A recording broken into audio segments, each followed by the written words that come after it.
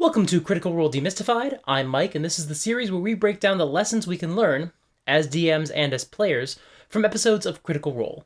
Today we're tackling episode 22 of the Vox Machina campaign, AraMente to Pyrah. As a quick note, this episode starts with the cast saging the set to cleanse the area of Will Wheaton's terrible dice rolls. The fact that Will sat in Talison's seat, and we are just a few episodes away from Talison starting to roll some consistently incredible rolls for almost the entirety of the next story arc, is deeply funny to me. But we're not there yet. The party still has some unresolved business in Vasselheim over the next two episodes.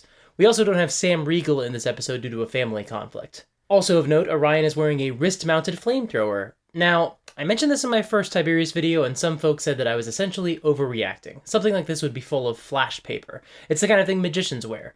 Nothing anybody should get too bent out of shape about. Apparently, I was making a big deal out of it for no reason. The session begins with the two halves of the party reuniting after their separate quests, and they're very excited. There's lots of hugs. But Vanessa the Huntmaster interrupts and says they must be fully inducted into the guild, and says it's time for Vox Machina to learn the guild's biggest secret, and also time for Vox Machina to receive their Slayer's Take brand. Vanessa leads them down below the guild hall to a stone sanctuary, a temple, with a ziggurat-like platform in the center. Pardon me, Vanessa. I thought you were just a band of hunters. Do you trust me? No, not really. And then Vanessa calls out for someone named Osisa, and a Sphinx emerges and leaps out onto the platform before them. She says she has watched them from afar, sensing their arrival before they came to Vasselheim with the Horn of Orcus. Her eyes glow and everyone gets a simultaneous, instantaneous brand on their right shoulders, and now they all bear the mark of the Slayer's Take. This brand has already healed, it's as if they got it months ago. We also learn that Osisa is a servant of Ayun, the goddess of knowledge, who was apparently wounded and is healing from her injury, but we don't get more information about that today. From here, using her heart glass, which is basically a crystal ball, Osisa can cast her vision out across the world. This is how the Take knows whether or not the monsters they are contracted to hunt are close enough to reach. She can also see portals to other worlds, and she can watch over her mate, though the two of them are separated. Osisa retreats into the darkness, and Vanessa leads Vox Machina upstairs to get their payment. Now that they're guild members, they can get their share of the bounty for the Hydra hunt. And at this point, Vox Machina has no more obligations to the Slayer's Take. They can keep hanging out and hunting monsters, and they will always have rooms at the guild hall, but they can also leave and do whatever they want. I've said it before, a Witcher-style campaign where all you do is hunt monsters as members of the Slayer's Take would be dope. I should really write that up at some point. Since Sam is absent, Matt describes Scanlan excusing himself to go visit a whorehouse for the rest of the episode, while the party members catch each other up on their separate adventures. Some highlights. Keyleth says that she and Vax pretended to be married, and Vex bristles at hearing this. This is not the last bad news she's going to get. You lost the carpet! Well, it can't get worse than that for Vex. It's okay, we'll just pool our funds together. You guys didn't spend any money during your mission, right? We can pool our funds together and maybe find somebody. You didn't spend any money. No, we right? spent a... I mean, no. The good news is we're still alive. Is it? We're good. No, we spent... Oof, not a great day for Vox Machina. You got a kiss! I didn't get a kiss! We Hey, have I've never been kissed before, okay? in our defense. What the fuck just happened? What just happened? There. This is what happens when you de-enchant the carpet. Thankfully for our heroes, a familiar face shows up. It's Pike! Because as it turns out, Ashley Johnson had a few days off work, so she secretly flew back from New York for this session. Pike has a little time to kill as the acolytes of Sarenrae wait for a curse to be removed from the temple, so she can tag along with Vox Machina for a bit. I think the arrival of Pike gives the party a little bit of a kick in the ass, which they needed, not just because they don't want to spend the entire session just spiraling in their own failures and misfortunes, but because they should also try to get something done while Pike is with them. They tentatively decide to go to the Fire Ashari for Keyleth's AraMente, but first, they need to buy some potions. The party travels to the market area of town, and Tiberius tries to buy a crossbow, a bladed quarterstaff, and either a raven or a pseudo-dragon, whatever he can find. Now, this is a very quick scene in the episode, but I do know the folks in the comments will want to talk about this, especially given the context of future episodes, so let's talk about it. Tiberius buys a crossbow, likely because he wants something he can deal damage with when he can't cast 2 spells every turn like he used to be able to do. He also commissions a bladed quarterstaff, and well, Yes, sorcerers are proficient with quarterstaffs. Personally, your DM might disagree, but I personally would rule that just adding blades to a quarterstaff doesn't mean you have a bladed weapon you'd automatically be proficient with. That would probably require a brand new proficiency. But apparently Matt doesn't feel the same way, which is fine. Lots of DMs can feel differently about these things. So when Tiberius gets this weapon, Matt says that he can choose to deal either bludgeoning or slashing damage. And honestly, that's a totally fair ruling. It might not have been my instinct, but at this point in the campaign, there's no reason not to give a player that flexibility. Later in the episode, Tiberius asks about getting the quarterstaff enchanted, but Keyleth reminds him that Vasselheim might not be the most convenient place to get that done, or the cheapest. And he also looks for some place to buy a little pet friend, something specifically that flies, like a dragonite or a raven, but he rolls too low to find one today. Again, I don't want to speculate too much, so take all of this with a grain of salt, but my guess is that since these items commissioned seem to be reflections of ways to do more damage, I suspect Tiberius wants a creature that can use the help action in combat to grant him advantage on attack rolls. If that's not why he wants it, I mean, it should be, especially if he's looking for a tactical advantage in the future fights. And look, Tiberius really doesn't do anything wrong in this episode. The bad behavior is coming later, but there's nothing wrong with what happens today. I've probably talked about this moment for longer than it actually took to play out in the episode. But this ultimately is the beginning of Act 3 of the Tiberius era of Critical Role. I've seen a lot of theories about why Tiberius is looking for these items. Theories like he's trying to mimic the other players and what makes them popular with audiences, with a blade that does a lot more damage, like Grog, and a pet that mirrors Vex having Trinket. I've also seen the theory that he just went on a website and looked for good tactical things he should do as a sorcerer. And with the context of the last episode fresh in my mind, I do think he's looking for a way to sidestep what he perceives as his recent mechanical disadvantages due to the fact that his sorcerer point rules just changed. But as DMs and players, I want to drill down on why he might be doing that. Orion likely feels like Tiberius is underpowered now, because his power level has been reduced dramatically due to the sorcerer point rules changing. But what he doesn't realize is that his change now means that he's balanced, or at least much closer to being balanced with the other players. He doesn't understand that the other party members have been feeling bored during his turns. All he feels is that he used to be able to do a bunch of badass stuff every turn, and now he can't. It must feel like something major was taken away from him. And to be clear, it kind of was. This is the sort of situation that can't really be fixed without sitting down with the player and trying to explain the problem. And I'll be clear, I have no idea what was or wasn't said to Orion before or after these sessions, and I am well aware there were mitigating circumstances behind the scenes that had nothing to do with the mechanics we're discussing today. But even when that isn't the case in your games, hopefully, you can still run into this exact issue with your players. And ideally you can sit them down and explain that you changed things specifically to make things more fair, and their attempts to try to sidestep those changes to get the same results they had before will just lead to the same problems that necessitated the change. They'll wind up unbalanced with the party, and the other players will wind up bored during their turns again. But as I discussed in my video about game balance, in these sort of situations you might find yourself bumping up against exactly what this player finds fun about D&D. There's nothing wrong with finding fun in building really powerful player characters, but it can lead to friction with the other players and the GM if that's not how everyone else is having fun, or if your fun disrupts the fun of the other players at the table. Ultimately, the fact that they're playing every week means the group has shifted to put more focus on role-playing, but Orion is shifting toward min-maxing. There's nothing wrong with either shift in a vacuum, but if not everyone in the group is on the same page, it can lead to issues, which we will see play out in upcoming episodes. Again, as I said, this is not the reason Orion left the show, but it's useful for us in our games to see this, and know that when it happens at our table, we are not the first people to have to deal with that friction between playstyles. And it's no fun to say, well, you might be having fun doing this, but the rest of us aren't, and we outnumber you, so we've decided you have to stop. But sometimes that's the harsh reality of these kinds of discussions. Anyway, that's more than enough on this subject for today. Like I said, some of this won't really be relevant until future videos, but I wanted to bring it up here because otherwise I know it'll get discussed a lot more in the comments. Now let's get back to the recap. The rest of the group gabs about Keyleth's kiss, and speculate that it might be kind of bad that the cleric who kissed her is married to a demon goddess of death. Grog, on the other hand, finds a vendor selling oddities from a cart on the street, including a potion of stone giant strength.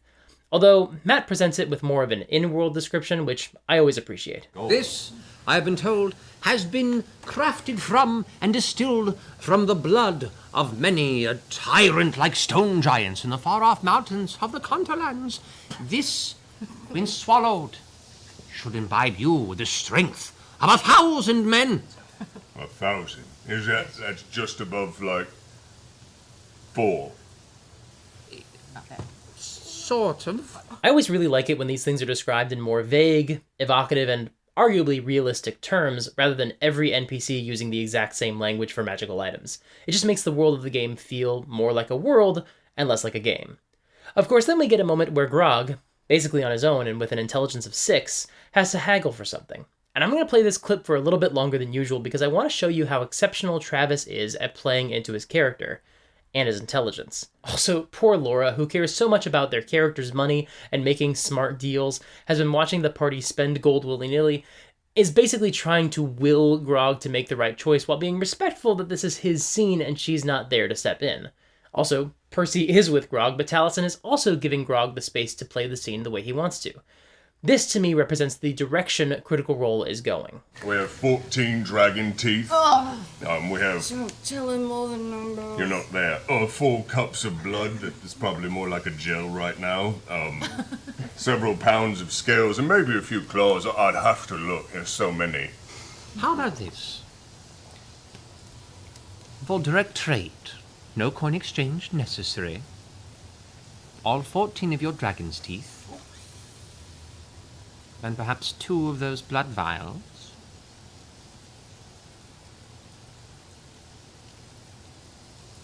What would Vex do? What would Vex do? How about Thank you. I'll do that. all of the dragon's teeth and 3 of the vials of blood? What? Done. He accepts all the dragon's teeth, 3 of the 4 vials of blood. You can mark those off the bag of holding. We're getting you a leash. Mark those off the Vex bag of will be so proud of me.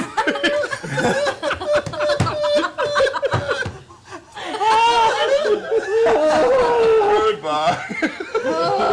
There's a little bit of metagaming for how quickly Vex and the other group members figure out what happened, which does bug me a bit, but as I said, we're seeing Critical Role starting to evolve into the playstyle they will become used to.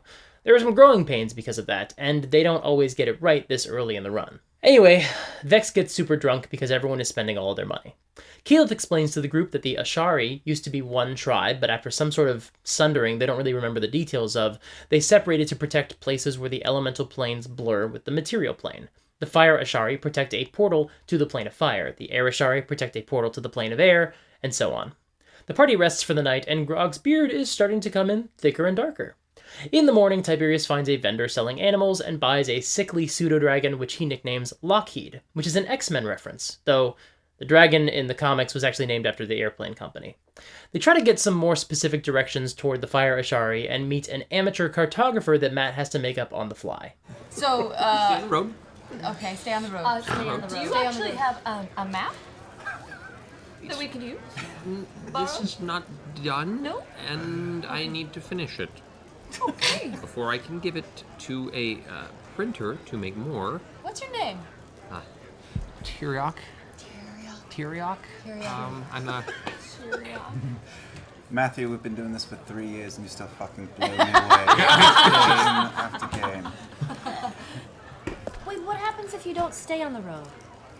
Well, forests tend to, I mean, I have an idea, but... They buy some extra horses and set off. When they camp, Keyleth casts Hero's Feast again. This is starting to become a ritual, a spell they'll lean on a lot.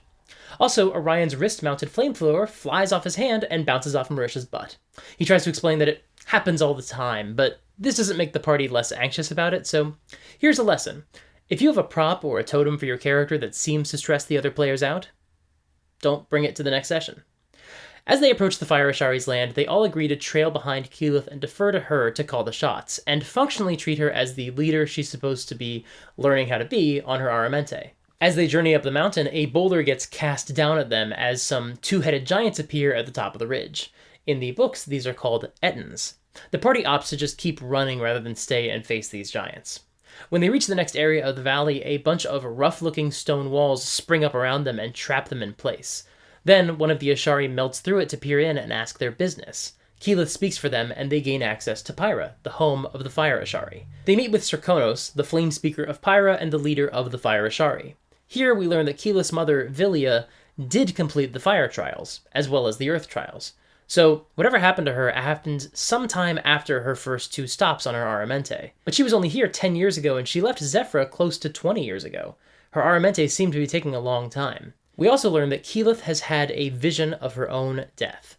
And before she begins this trial, she tells the party all about her time with the Earth Ashari. That step of her AraMente occurred during the 6th-month break when the characters weren't together, which was part of the story to explain some changes as these characters were adapted from Pathfinder to D&D 5e. The story from the Earth Ashari was also part of the repercussions of Keyleth accidentally killing a child in one of the last pre-stream games. The Earth Ashari gave Keyleth a tea that allowed her to see visions. I saw 2 paths. One was an older woman who was wise and hardened and brave. And she had just a line of young Ashari behind her. And I ran away. I realized she was me. And I ran away. And I went down another path. There was a tree. It was young, but strong. And it took me to you all. And you were strong, and fighting, and proud. And then Vax yelled out, "This one's for Keyleth. I wasn't with you." And as I ran to the other side, I went back to the old woman. And all of my people slowly started fading behind her. And as she looked at me, she said, "Your future is as important as it is fragile. Protect it." And then she too faded away. I realized she was me. I was there for a long time, the Earth Tribe, longer than most stay on their AraMente. I couldn't get through the trial. Every time I used natural magic, every time I tried to fight, I just saw flashes of that child's eyes. So what now, Your Highness? Continue on and hope I don't make a fatal mistake. In my opinion, this is one of the biggest turning points for the show. If you enjoy any of the more dramatic material ahead, where characters pause and have an emotional monologue or dialogue, all of that can only happen the way it does because of this scene. Keyleth's story about her time with the Earth Ashari isn't rehearsed or pre-written, she's just sharing it based on her memories of a one-on-one session she had with Matt. She's just channeling the character and being as earnest as she can. This scene makes Laura and Ashley cry at the table as they hear her speak. It makes Marisha cry as she's speaking. And this moment helps unlock some of what I think makes Keyleth interesting. She's petrified of failure. And specifically, she's afraid of failure in the way that is really only possible when you've seen that there's a definitive right path and a wrong path, but you don't know what actions lead to which outcome. So she second guesses everything she does because she knows the consequences for failure are dire. No matter what, she knows there are only 2 endings ahead of her, and one of them is tragic. At some point, I'm going to make a whole other video just about Keyleth because I think she's such a wonderful character that a lot of people just didn't understand or didn't vibe with. And that's okay. Not everyone is going to like every character, let alone like them all equally. But I've got no patience for anybody who dislikes Marisha specifically, because if you don't like Marisha, you don't like Critical Role. We don't get what Critical Role becomes in any sense of the word without Marisha. In this episode, we literally see that, as she becomes the first cast member to tearfully give an improvised monologue on camera during this D&D game. We'll do this together. We're with you to the end. Keyleth sits with Serkonos at a pool of lava, and she meditates and communes with the land until the lava becomes a whirlpool leading to the fire plane. Keyleth drops into the vortex, and the party leaps in and follows. They enter the plane of fire, which looks like a desolate volcanic desert. As they travel across the plane to find Serkonos for the challenge, they see a massive, ancient red dragon fly overhead, and they hide as he passes by. Thankfully, due to Vex casting Pass Without a Trace, he doesn't notice them. But I'm sure we'll never see him again in any future episodes, so it doesn't matter. Not even sure why I brought it up. They find Serkonos and a few other druids next to a huge stone spire. The trial begins as the Fire Ashari members transform into fire elementals to test Keyleth on what she's learned so far. We can see how different this trial was from the Earth Ashari test, perhaps because one-on-one D&D lends itself much better to a one-on-one dramatic scene, while group D&D lends itself much better to resolving major plot points through group combat. Along those lines, it's worth noting that Marisha generally avoids using elemental spells or wild shaping into elemental forms connected to the Ashari tribes she hasn't visited. Now that is not a hard and fast rule. She becomes a water elemental in this fight and casts a tsunami spell later in the campaign long before she visits the water Ashari. She makes exceptions because it's not necessarily worth playing high-level D&D with one hand tied behind your back, avoiding sound strategy just because of the lore. Interestingly, this is something the TV show seems to have reconciled by treating these trials not as a way for Keyleth to learn these elemental powers, but a way to test how much she's learned, which is a cleaner approach. But it's still a cool way for Marisha to handle a coming-of-age story where she gains powers over time. And you really do need the player's buy-in to pull this off. If Matt had been the one imposing this restriction, insisting she not use fire magic until she visits the Fire Ashari, I just don't think it would work. But because it's something Marisha generally tries to do because she thinks it's neat, it works much better. We'll discuss this more in future episodes, but anytime you try to narratively explain a character gaining powers, you really need the player to be fully on board with the approach. Anyway, it's initiative, so here are some highlights. Keyleth turns into a water elemental and tackles into Serkonos. You also entered its space, so you also are on fire. Strangely enough, you are a water elemental that has caught fire. It's strange, like the water itself is steaming and there's flames having a hard time rolling. I'm gonna say it's gonna... Yeah. I'm gonna say you can't, that's stupid. The water elemental is not gonna catch fire, that makes no sense. I'm gonna say for the sake of this battle, you are immune to being set on fire. Right. Fucking water elemental. See, you can always just admit you got something wrong and move on. Once the fire elementals drop to 0 hit points and become druids again, they depart from the battle. Thankfully, the party doesn't actually have to fight and kill a bunch of druids. That would be extremely tough. Grog gets in close with a fire elemental, and after some joking earlier in the fight, the worst truly does come to pass. You smell the scent of burning hair reach your nostrils. Just because we're family. It could be your pubes. Don't jump to conclusions. Ends Grog. I'm hairless. I don't have any views. Grog, is that your turn? The party defeats the druids, and then they all flee as a huge cinderstorm is heading their way. They navigate the storm and flee through the portal. Keyleth receives the blessing of Pyrah, and they give her a spark stone, a rare keepsake from the fire plane that she can crush to make her hands, or paws, do fire damage. I bow to him and I just salute and I say, Kai Tiake, brother. Katiake, princess. He turns around and steps back towards the forest. Your people are fucking sweet. Vox Machina travels back to Vasselheim, and Pike's followers are ready for her to rejoin them at the temple. She gives an emotional, but less tearful, goodbye to the group. And that's the end of the episode, but then the cast opens some mail, and a package is delivered that is fairly significant. When I say that the podcast version is incomplete, partially I'm talking about how removing the intro from the first episode leaves you completely unmoored. But aside from that, this is the one moment I am still so frustrated they did not include for the podcast. So I got a belated birthday gift. It's a metal display case, and the metal reads, "If you had fun, you won! Participation medal." Oh my god! Cord strength to Philip the Terrible, aka Philip the Nail. He needs it, Kern. Son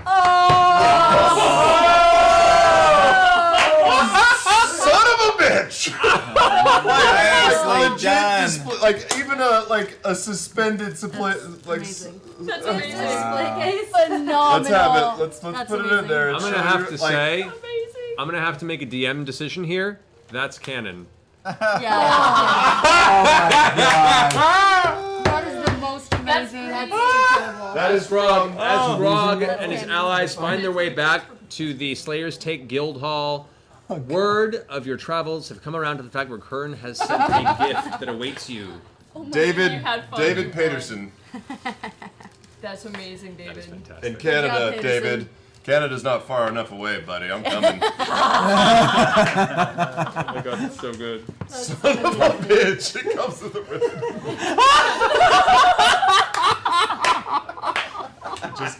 saying. Thank you so much for watching. I just got laid off from my day job, so if you want to support the channel, I would really appreciate it. The first way is easy, just subscribe and ring the bell. That way you get to see new videos the moment they drop. If you want to support me financially, which would be absolutely amazing, you can join my Patreon. Even if you only join at $1 a month, that still makes a huge difference. My goals are based on the number of patrons I have, not the amount I get from them. For example, once we reach 500 patrons, I would be able to take one day off from work every week. Obviously, that assumed I would be working at a day job, so now that I'm not, if we can get up to 500 patrons, even if they're all at $1 a month, that would greatly increase my quality of life in these uncertain times. If you can't support me financially right now, I totally get it. You can still be a part of my community by joining my Discord server. The folks there are really wonderful and supportive, not just toward me, but also toward each other. And the fourth way you can support the channel is by signing up for my newsletter and getting occasional updates about what I've got going on. Last week, we found out that the second Critical Role campaign, The Mighty Nine, is also being adapted into an animated series on Amazon Prime Video, just like Legend of Vox Machina. If you want to know a little bit more about The Mighty Nine and what that campaign is like, check out this video here. Until next time, play fair and have fun.